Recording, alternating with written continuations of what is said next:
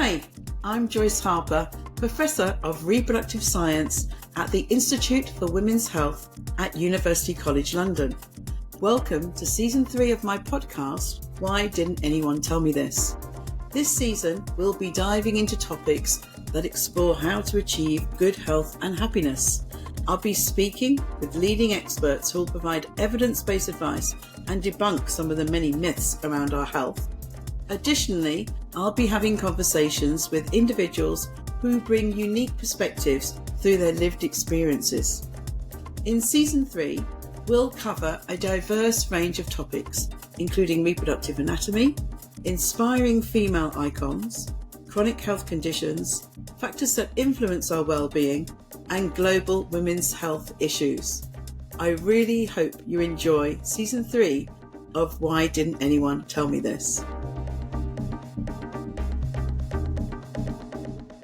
Welcome to another podcast in this mini-series about chronic health conditions, and today I'm speaking to Dr. Nerys Astbury about why we gain understanding obesity. Nerys is a human nutrition scientist with a strong interest in clinical trial methodology and evidence-based medicine. She has worked at the University of Manchester and the New York Obesity Research Center at Columbia University in New York City. She is currently Associate Professor in Diet and Obesity in the Health Behaviours Team at the University of Oxford. Her main interests are how dietary manipulations impact weight management and the regulation of energy intake. She leads a program exploring the effect of dietary interventions and weight management before, during, and after pregnancy, and how this can influence the health of mothers and their children. Welcome, Nerys. Hi, Joyce.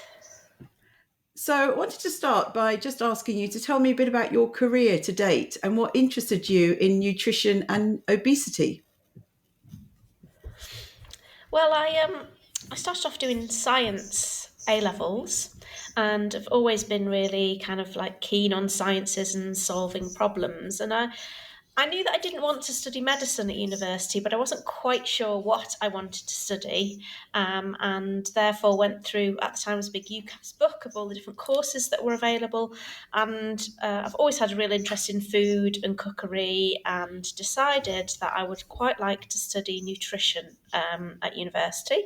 And I thoroughly enjoyed my nutrition studies, which included things from food science to physiology to the etiology of diseases that were related to diet. And after my undergraduate degree, I went to work for a large food company for a year.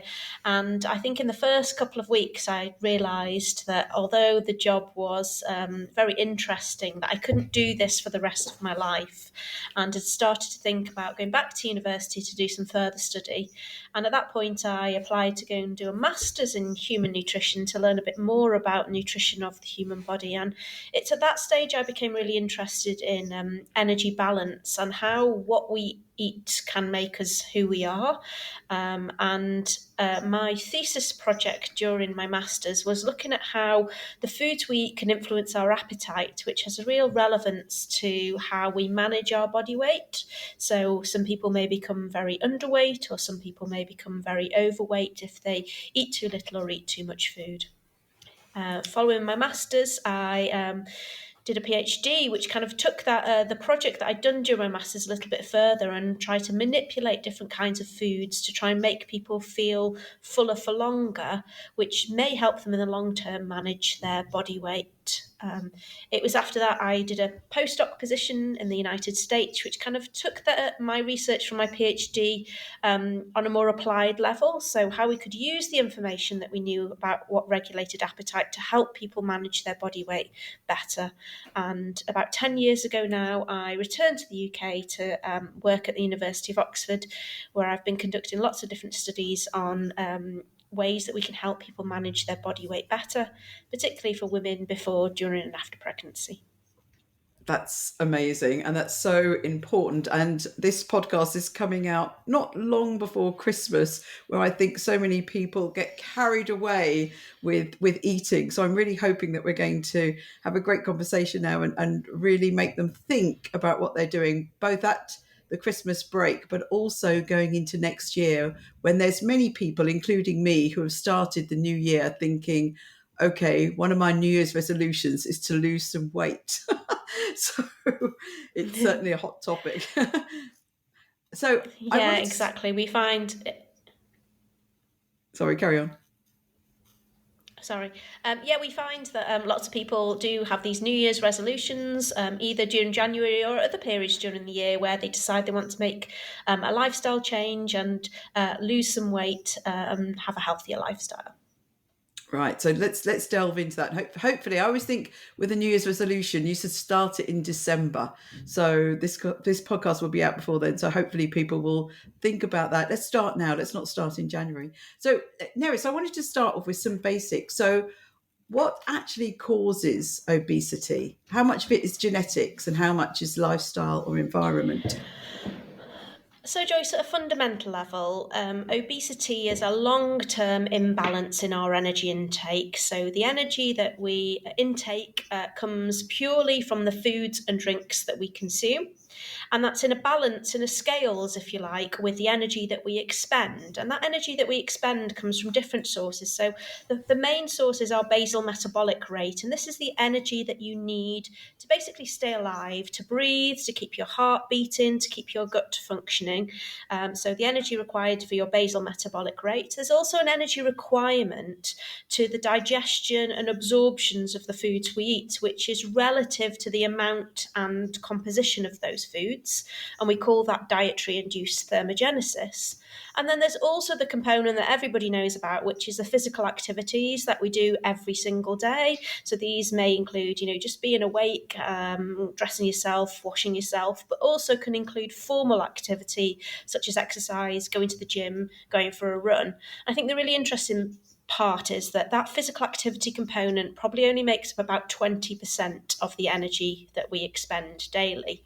So if the energy intake from the foods and drinks that we consume exceeds the sum of the energy expenditure from our BMR, our dietary induced thermogenesis, and our physical activity, that excess energy is stored by the body. So the body's really, really smart. It knows that from a historical perspective, an evolutionary perspective, that there were times when foods were not so readily available. So rather than waste that energy, it stores that energy.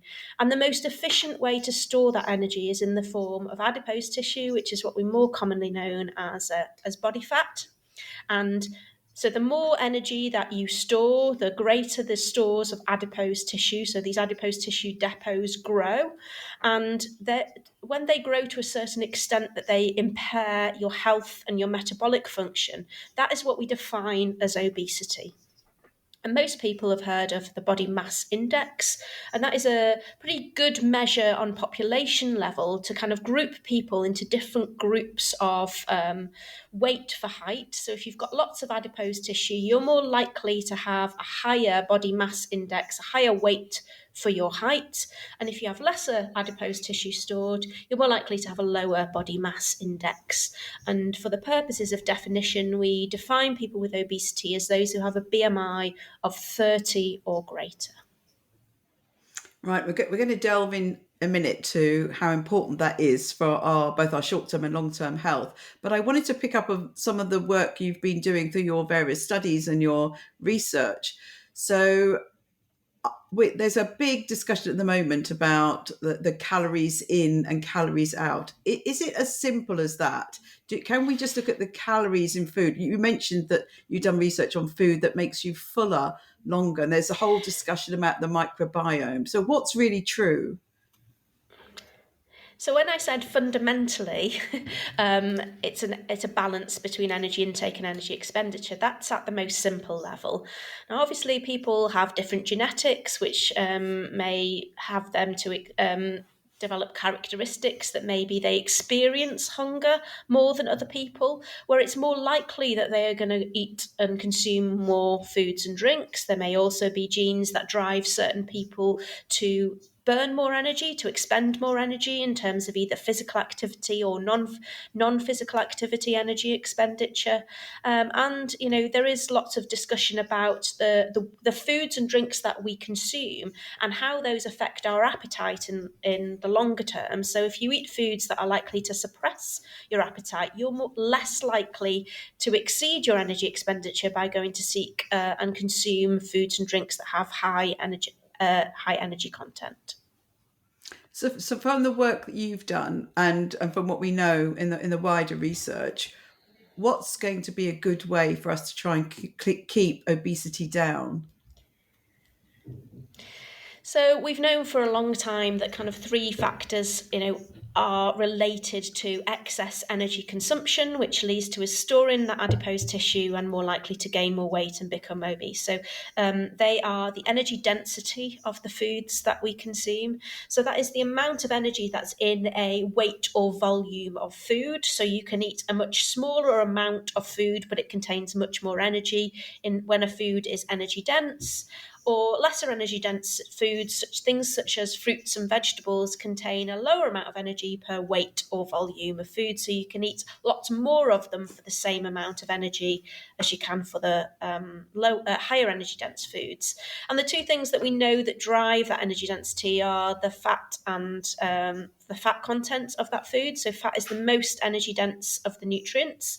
So high fat foods tend to be energy dense, and that is they contain more energy per portion serving, if that's what you like to think about it.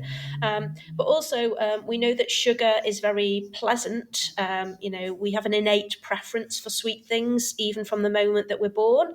And foods that contain lots of sugar can also drive us to consume. So whilst it's not as energy dense as the fats, foods that contain lots of sugar can contribute to that energy intake and that excess energy that can lead to the development of obesity.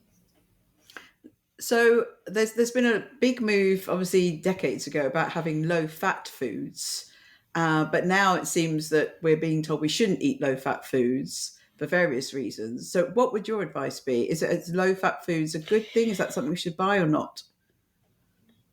So it's a little bit more complicated than that. So whilst, yes, cutting down on your fat content was a diet, that we used to be told to people in the 70s and 80s, follow a low-fat diet, you'll be able to lose weight. And that is technically true. However, lots of people will not be able to stick to that kind of diet because what that means is eating less palatable foods which have a lower energy density. They may be more challenging to eat, may have higher fibre content, they may taste less because fat gives us a really nice mouthfeel when we eat foods. So think of a nice juicy steak or some chips. The fat content really kind of gives us that lubrication in the mouth. It tastes really good on the foods that we eat. So yes, low-fat diet is one way that you can help reduce your energy intake, but there are lots of other ways now that we also know. So high-protein diets have become in, so high-protein or low-carbohydrate, kind of the same kind of concept, is that increasing the protein content of your diet or at the same time reducing the carbohydrate content of your diet can help you feel fuller for longer, which means that you may be able to stick to a lower energy diet, i.e. eat less food, and that makes it easier for you to stick to in the long term. And we know the diets that work are the ones which you're able to adhere to longer term. So therefore, that helps you with those kind of adherence issues. So low fat things are they actually healthy? Because I've always heard that they're replacing the fat with more sugars. I mean, that can be one way that, foods and particularly processed foods or packaged foods that we buy, that has been done. So yes, while you're reducing the energy content, it has been replaced by carbohydrate and sometimes sugars. However, we do know that if you're able to reduce the fat content of your diet, you can reliably reduce your energy intake, and that ultimately leads to you losing weight. It's just whether you can adhere to that kind of diet longer term. Yeah, so sustainability is absolutely really important. And I've said this a few times in public, but I had a sugar addiction my whole life.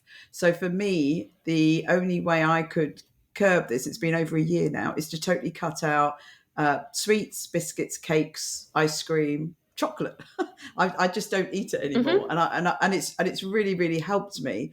Should I have been worried? I do still eat fruit. I still drink wine, but should I have been worried about that? What's the relationship with sugar and obesity?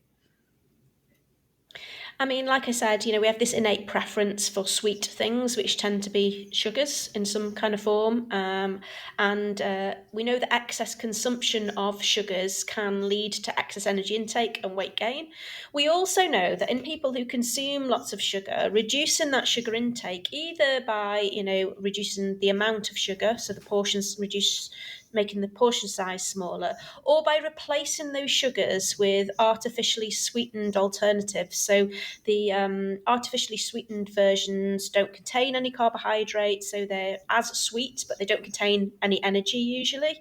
That can be a really efficient way to reduce energy intake and therefore can be very helpful to people who are trying to lose weight. So one way that you've said is you've tried to cut all those things out, which is absolutely great because you're probably not developing the taste and the preference for those sweet things. But some people are really unable to do that, so they kind of can swap their sugar sweetened beverage with an artificially sweetened beverage. So they're still having the beverage, it's still sweet, they still feel the pleasure from drinking that beverage, but they're not having the calories that are provided by sugar drinks. It did take me about 60 years to actually so I know it's tricky, but let's look at society and how we are in our society. So I'm sure you've got the figures for the number of obese people. It's not good, is it? We're getting more obese people, and some people have made this connection with the amount of ultra processed food that we're eating, which has some of these chemicals and things in. So what's happening in today's society with the way we're eating food? Yeah, so I think it's really interesting. We're no different than our ancestors genetically. We do lead different lifestyles than they did. So we do now lead a more sedentary lifestyle, and our access to food has changed considerably. Even in, the last 20, 30, 40, 50 years from the post-war period, the access to food has changed dramatically. And these food environments where, I can go out of my office and walk 50 meters and come across the same amount of food outlets or food stores that are selling, food that's ready to consume. I don't even need to take it home, peel it, chop it, cook in order for it to be edible. So that has changed dramatically, and that readily access to food. And in particular, you mentioned ultra processed foods. So these ultra processed foods are things that tend to come in packages. They tend to be, these ready to eat foods. I think importantly, they also tend to be the high fat and high sugar, high carbohydrate foods. So we know that most of the foods that are deemed ultra processed are the things that you just told me, Joyce, that you've cut or tried to cut out of your diet: cakes, cookies, crisps, chocolate, sweets, candy, sugar sweetened beverages are all deemed ultra processed. And yet they're readily available. And I think the food environment really does drive us to consume. So, we know that even in small children, even before they've begun to learn language skills, they recognize logos of food outlets. So they know where you can go and get food, and they know that food is tasty and edible. And, it tends to be ultra processed, which also tends to be higher energy density, higher fat, higher salt, and higher sugar, and therefore tasty, can drive our energy intake, which can lead us to gaining weight and developing obesity. That's not good. Society is definitely pushing that. But while we're on society, I wanted to have a look at, does it really matter? Why does being obese cause such a health problem? What's going on? Because I've done a number of podcasts now about chronic health conditions, and I know that obesity is up there with one of the risk factors for so many chronic health conditions. So why is that? Why does being obese make us unhealthy? So when I teach obesity to our undergraduate students, I have seen exactly the same pattern that you've said. So there isn't really a disease out there that you can't relate to obesity. So as you gain more adipose tissue, it increases your risk of developing these conditions, things like type 2 diabetes, cardiovascular disease. 9 types of cancer have been associated with obesity. It can also exacerbate other conditions that, whilst it might not cause those conditions, it can make those conditions worse. So we now know that people who live with obesity may experience asthma symptoms worse, things like osteoarthritis conditions, because it's weight bearing on the joints, they can experience that condition worse. And what we tend to see is that these conditions are linearly affected by body weight. So as your body weight increases, or as people who live with a higher body weight, they experience, or their risk of these diseases is higher based on their body mass index or their weight for height. So the heavier you are, your higher risk of developing these diseases. And that's because the accumulation of that body fat has many different effects in the body. So it can have effects on your inflammatory signals in the body. It can affect your metabolism, which leads to kind of the sensitivity of your body to insulin, which can lead to type 2 diabetes. It can contribute to the development of atherosclerotic plaques in your arteries, which could lead to your development of cardiovascular disease and increase your risk of having a heart attack or a stroke, and also lead to kind of those conditions where you may be at high risk of those different types of cancers that have been associated with obesity.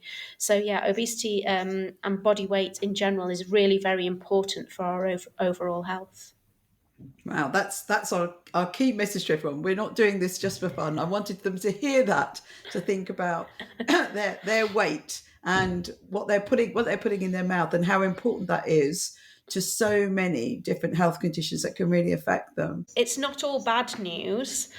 So whilst increasing body weight does increase your risk of those conditions, you do see a benefit by decreasing your body weight. So you can actually reduce your risk by reducing your body weight. And again, we see those benefits in a linear fashion. So if you're particularly overweight, so you've been living with obesity for a long time and you have a very high BMI, the more weight that you can lose, the greater the benefit that you see on your health in the longer term. Yeah, that's really important. We're going to come back a little bit to diets and other weight loss in a minute. I just wanted to delve a little bit more into the effects of obesity in especially women's health. So let's look at how does obesity influence hormones and metabolism, particularly in women.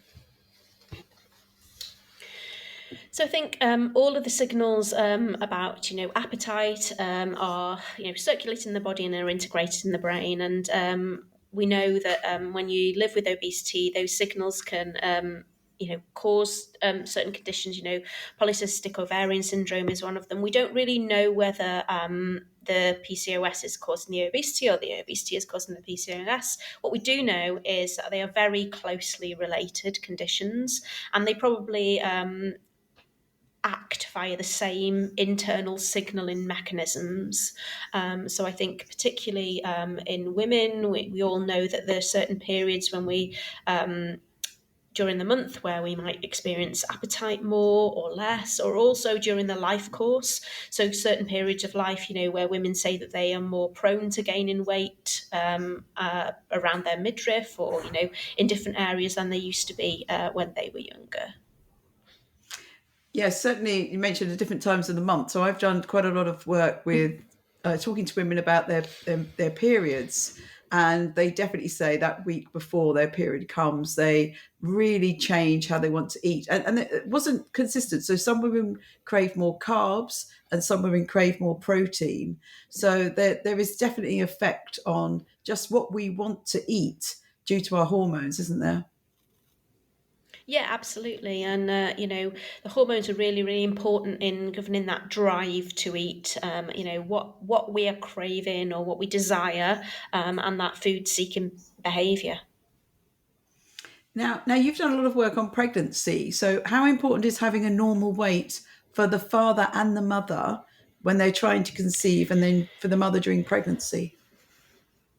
So we know that people who live with overweight or obesity are more likely to experience problems with their fertility. So they're more likely to not ovulate properly or experience a normal menstrual cycle. They're less likely to conceive naturally, are more likely to need an assisted reproductive technology such as IVF. And that's for both women and also the male partner or the father. Being of a normal weight, so having a BMI between 20 and 25 ideally, or 20 and 29, is really, really important, not just for your chances to conceive, but also your health during pregnancy. So we know that women who start pregnancy with excess weight, and also those who gain more than they should during pregnancy, are at greater risk of experiencing an adverse pregnancy outcome or a pregnancy complication, which could put both mother and unborn infant at risk. So it's really, really important for women who are planning to have a baby at some point in the future, that they try and normalise their body weight, and also try and not gain too much weight once they've become pregnant.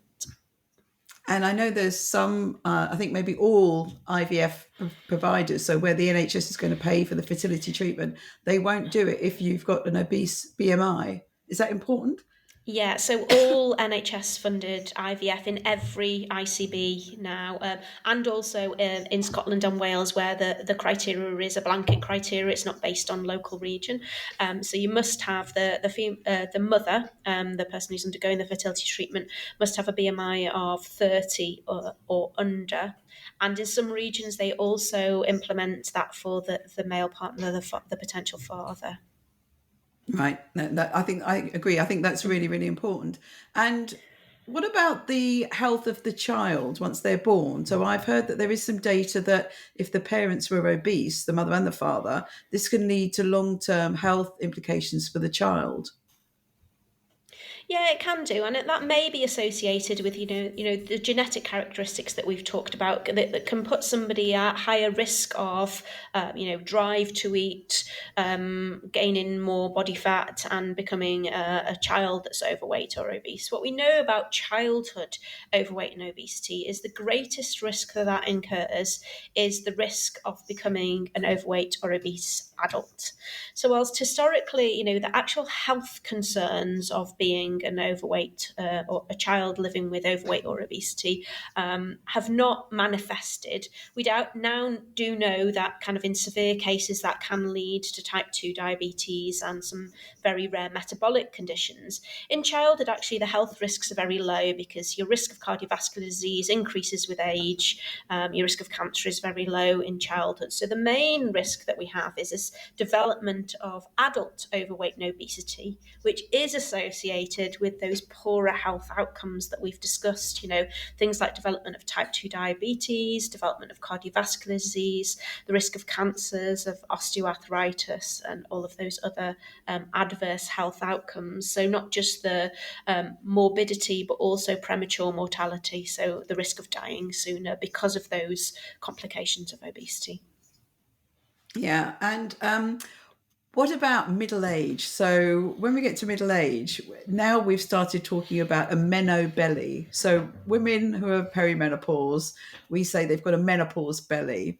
But I see the men around me, they're putting on weight around their middle as well. So what do you feel about putting on weight for the middle-aged man and woman?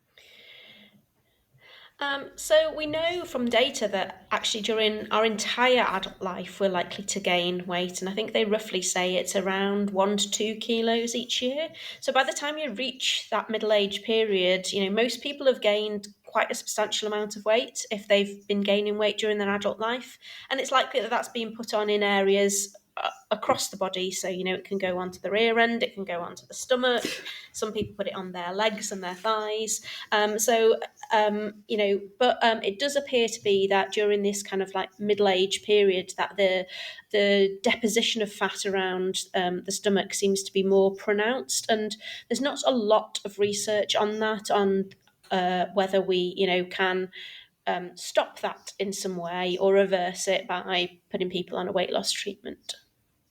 Yeah, the whole controversy about menopause and weight gain is a controversy. It is a real argument at the moment. Some people thinking it is a perimenopause symptom, and Yeah. some saying, well, it happens to men as well, so it's probably not a menopause Hmm. symptom. But Yeah. it's tricky. um, so let's talk about we've heard the doom and gloom. So it is difficult, and I certainly know for me, I have been losing weight now for the last few years. I've finally got all my nutrition under control. My kids have left home, and I feel much more in control now. But it's not been easy, and I'm one of these people that's battled with weight my whole life. So I've been trying to lose weight my whole life. Um, what approaches do you think work best for a sustainable weight loss? Because there's all these diets there, that such a big industry, and there's always the view that dieting makes you fat because they are tricky. How can we keep weight off? So this is a difficult one, Joyce, because like I mentioned before, the diet that works is the diet that you can stick to, and that is not going to be the same for everybody. So we talked about low fat diets, low carbohydrate diets. The different ways of achieving those. I've done some research on what we call total diet replacement. So that is when you take food completely out of the diet for short periods of time, and you rely on these specially formulated food products that come in like shakes and soups. They provide you all the nutrition you need, but are very low in energy. And some people say that absolutely works really, really well for them. And the evidence shows they can be, very highly effective. But it really is based on the individual. So what works is what you can stick to. Because in order to lose weight and lose the amount of weight that most people need to show a benefit on their health, we need to be able to stick with whatever diet program or weight loss treatment for at least several weeks, possibly several months, possibly a year or longer. So it needs to be something that you can adhere to longer term. The thing that we know about all of these different kind of treatments is when you stop doing them or stop adhering to them, that you do regain weight. And that happens for all weight loss programs. Now, we do know that the rate of regain may be different depending on how you may have lost some of that weight.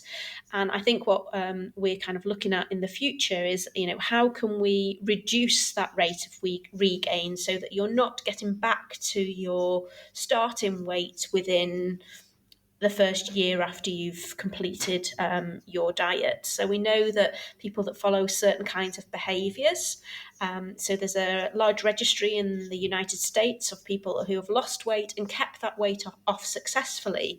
And the group of researchers have analysed that data to come up with different characteristics and behaviours of the people who are able to keep the weight off longer.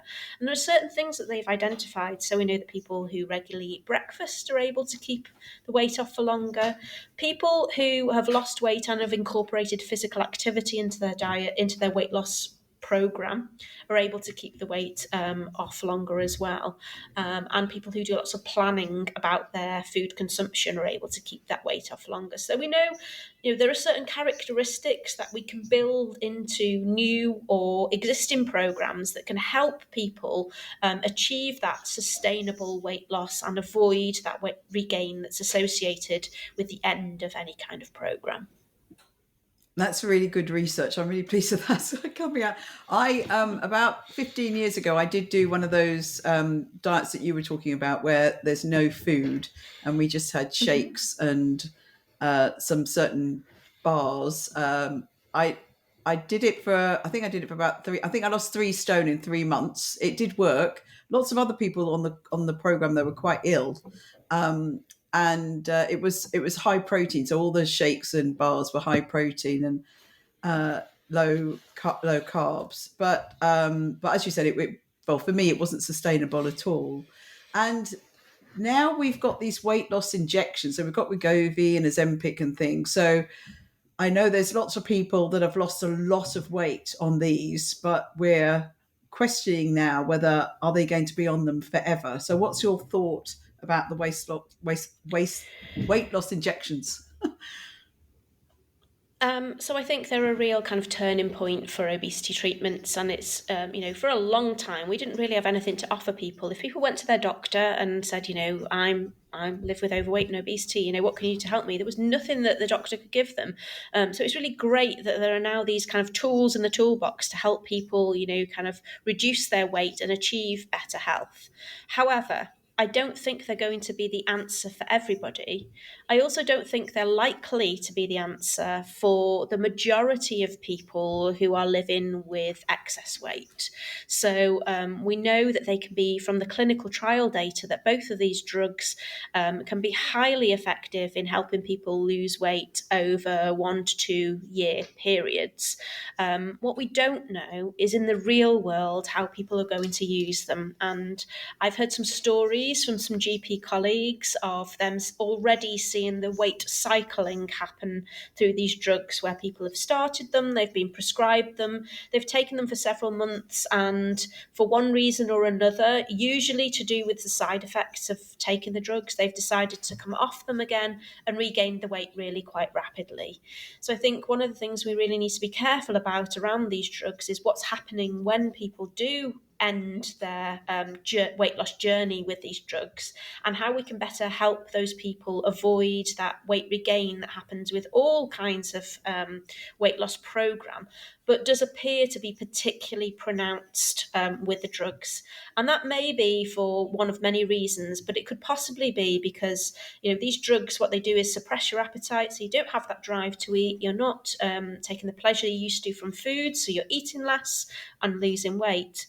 But you're not learning the skills you would do if you followed kind of a dietary weight loss strategy, where you are learning to portion your food and eat different kinds of foods, and those skills that help you in the long term manage your weight.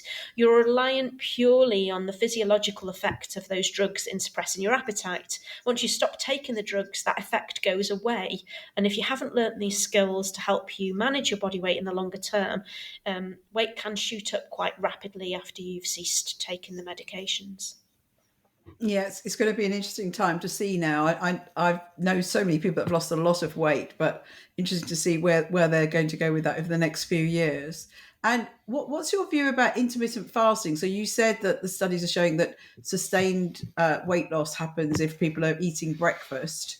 If I do intermittent fasting, so I don't eat breakfast because I normally exercise in the morning, so I eat after I've exercised, and we'll come back to exercise in a minute. So what do you think about people that are just eating in a small window? Is this another thing that's dependent on what's sustainable for them?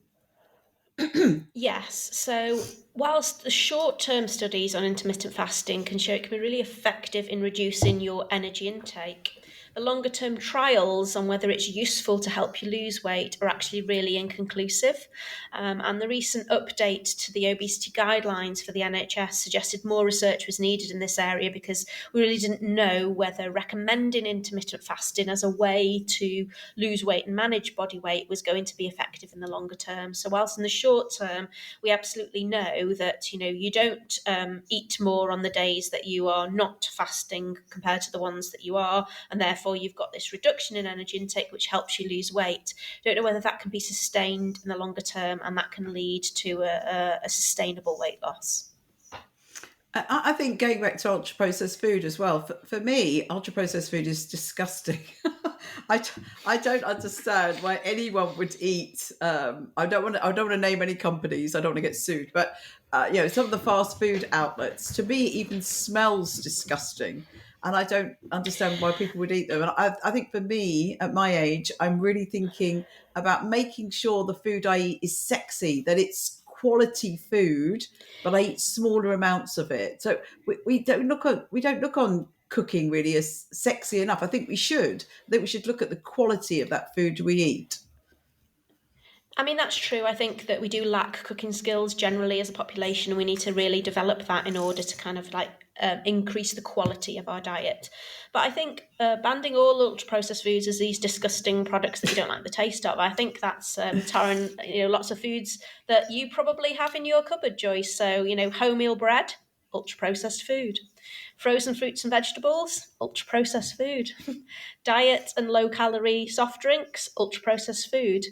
low energy yogurts and dairy desserts, which lots of people have in their fridge, ultra processed food.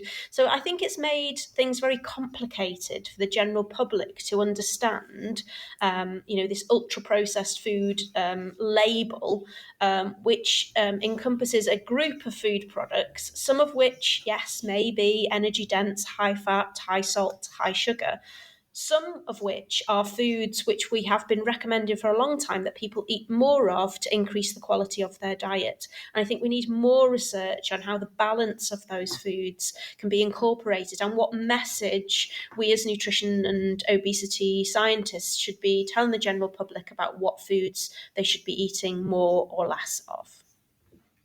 I am going to shine my halo a bit because I actually make all my own sourdough. So I never buy bread from a shop anymore.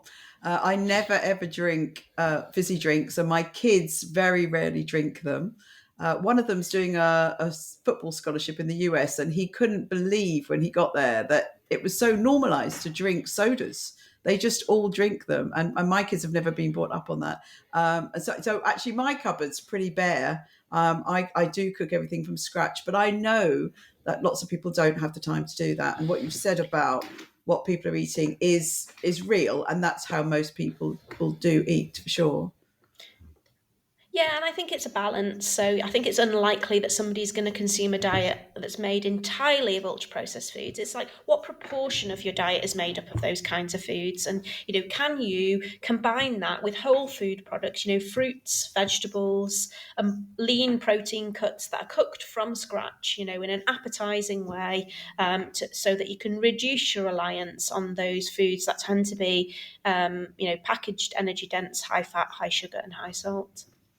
Yeah, I know, I totally agree. So I'm quite obsessive about exercise as well. I do a lot of exercise, but the data I've always read about exercising is it's very, very good for a reduction of the chronic health conditions and very good for our health in general. But it's not the best way to lose weight because it seems that if you exercise, you're eating more because of the exercise. So what's your view about when people say, oh, I need to go to the gym to lose weight? Yeah, so like you said, there is some really good research out there that shows that generally, that exercising more in order to lose weight is not the best way to go about that. And that's for two reasons. So one is that the amount of exercise that you need to do to burn the extra calories in order for you to lose weight is a large amount of exercise. So, you need to do lots of running or lots of cross training or lots of spin classes.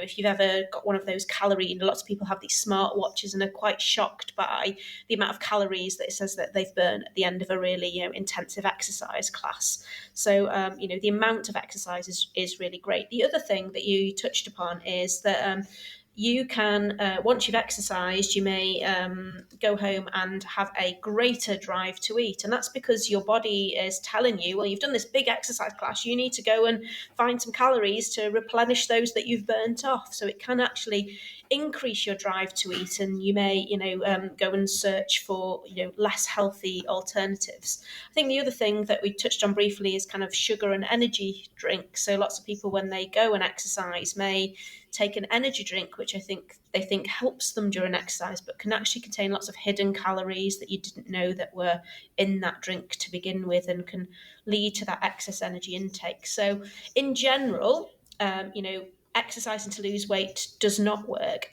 That's not to say that for individuals that is something that helps them with their weight loss journey, or helps them with sustaining their weight loss once they've lost weight. Yeah, no, I totally agree. We are all individuals and we've got to do what works for us. And that's always my message. I get frustrated when I see some people on social media saying, we should all go and do this, we should all go and do that. No, as you've said a number of times, we're individual and we've got to do what works for us. But going back to society, there's a huge movement about not body shaming people and not almost having a positive view towards any body shape. Is that a good public health image when we see people that are obese and we're sort of almost celebrating them being obese? I know some of the work we've been doing on reproductive health education, we haven't even wanted to say anything about obesity or losing weight for fear of being criticised that we're not being inclusive. Yeah, it's become a real, it's really contentious. We know that people who live with overweight and obesity experience, stigma and shame, and there's also kind of an acceptance of, being a large size, essentially. I think the thing is that I think everybody should be happy in their body, and nobody should be made to think that they need to gain or lose weight. However, I think undeniably there is evidence that if you are living at that higher body weight, that you are at increased risk of developing these health conditions. And then it's up to you to make that individual decision, whether you want to do something about that. And like I said, we now have lots of different dietary strategies, but also drugs available to certain individuals to help people achieve that journey. But there are things that go beyond our physical health, namely our mental health. And like I said, I don't think anybody should be made to do something that they're not comfortable with. But I think the other side of that is that not calling out the evidence or ignoring the evidence when it's there. We can't ignore that evidence that living at that higher body weight does put people at risk of these diseases. Yeah, it's so hard in today's society because we are bombarded by foods. Like you said, you can't walk a few feet outside your office, and you go to any station or anywhere. There is just food everywhere, and that, as you said, we don't even need to cook it. It's easy food. So we are living in a society where it is very, very difficult to, and that's why the numbers of obesity is going up, isn't it? Because it's very difficult to control ourselves, and many people would say now we shouldn't blame ourselves. It's how society is bombarding us with brilliant marketing, telling us to eat this chocolate bar or eat this bag of crisps. It is so hard, isn't it? Yeah, I mean, I don't think we should blame ourselves. From an evolutionary perspective, we're built to seek, energy dense foods and consume them so that we've got that energy for times when those foods were not so readily available. It's just our genes and our behaviour has not caught up with that societal, the multiple food outlets on the same street that, within a reaching distance and readily available foods that are really relatively cheap as well to purchase and consume. Yeah, and I as I said, we found it hard when we've been writing some information about reproductive health to get the wording right and to be inclusive about it. And my last podcast was on diabetes with Professor Partha Carr, and he was very careful how he talked about this because a type 2 diabetes, if you do lose some weight, for some people, he called it's not cured, it's in remission. So Yeah. it's hard, isn't it, for health professionals and for people in this field who are trying to support people that are obese to use the right language. Yeah, and I think over the past, I've seen it particularly over the past 10 years, we call it people first language. So, you're not defined by your condition. And this is for all different kind of medical conditions, as well as obesity. You're a person first, and you may be affected by or live with a condition. And we're really very keen in, the way we speak, but also in our academic papers to kind of insist on that language. Yeah. So, last three questions. But as I said, this podcast is going to come out a few weeks before Christmas. So, what would you like people to think about over Christmas? For me, for one, I'm always careful. I don't eat extra food till I feel sick. But I haven't done that for years at Christmas. But I see many people. It is a time of excess, isn't it? Where people are Yeah. eating. The adverts have already come on about all these plates of ridiculous food that it just honestly it makes me feel sick just looking at it. But what advice would you give people over Christmas and going into 2026? So I think the advice that I would give, for anybody is to kind of be mindful, not just about what you're consuming. So, when you place your order for a food, you're at a Christmas party and you're all having Christmas dinner, what you're ordering, but be mindful when you're eating that food. Do you still feel hungry, or are you simply eating because there's food left on your plate and that food tastes good?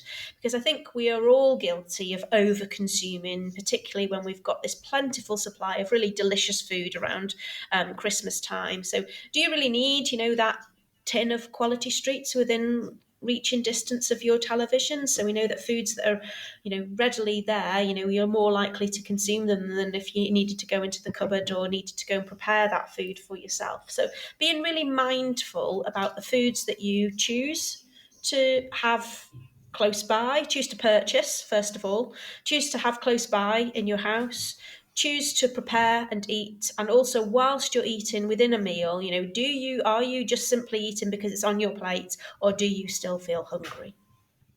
Yeah, I think is it Japanese or Chinese? They have a saying that they've got a term for it, but I don't know what it is. That you should stop eating when you're 80% full. There is a term. Yeah. It's hard to do. No, I bet it's hard to do. It's just, if you've got that in the back of your mind, or your little, person on your shoulder going, do you still feel hungry? I know particularly during the Christmas time when I've been out for meals, I sometimes, this is really delicious and I could really finish this, but actually I'm full and I would be stuffing myself if I finished this on my plate. And, just being mindful about that process can just help you, maybe just gain that little bit less. You might still be gaining weight over that period. It might help you maintain your weight over that period. And I know that people who are trying to lose weight, that's one of the things that they try and do is listen to the signals from within about your hunger and your fullness, and finish that meal when you feel full and no longer hungry. Yeah, and remember me saying it's quality, not quantity. Yes. I know it's going to be difficult for me because I've got 3 boys who are all away at the moment, and they're coming back mid-December to mid-January. So I've had and they'll want all that delicious food around. Yeah, I've had total control. I've literally not got anything in the cupboard. I've only got real food everywhere. So it's. I know I appreciate it's a really hard time, and I know food brings people joy, but being obese doesn't bring us joy. So I think we need to think about it, and we need to really be aware and try and control, and not think about, oh, I'm just going to eat till excess. So yeah, quality over quantity, definitely. Yeah, agreed. Now, are there, just to finish off, are there any other myths? So on social media, we have all these myths now going on about all sorts of things. In women's health, it's unbelievable, the myths we have. Are there any myths about obesity that we haven't discussed yet that you want to debunk?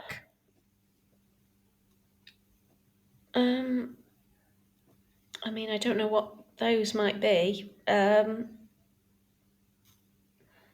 No, I think I, it's not really a myth, but I don't think anybody chooses or sets out to become overweight or obese. It's not a choice.